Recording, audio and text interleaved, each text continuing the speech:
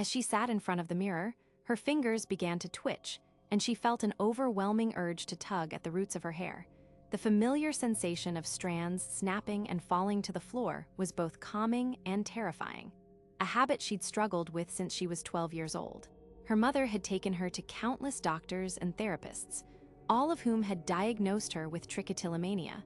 a psychological disorder that drove her to pull out her own hair. But it wasn't until she confronted her aunt at the family reunion that she began to suspect there was more to it than that. Her aunt's beady eyes had locked onto hers with an unnerving intensity as she casually admitted to casting a black magic spell on her 15 years ago, a twisted act of jealousy driven by her own mother's favoritism towards her sister.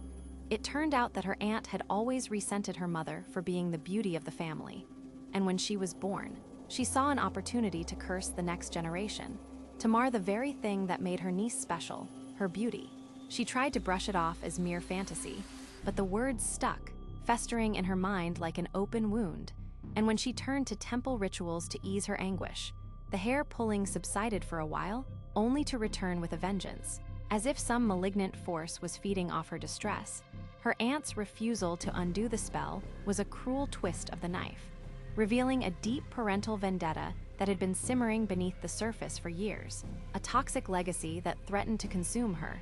And as she looked at the thinning patches on her scalp, she felt an icy dread creeping up her spine, for she knew she was trapped in a living nightmare from which she couldn't awaken, her hair falling in clumps around her, a grim reminder that some curses can't be broken, only endured.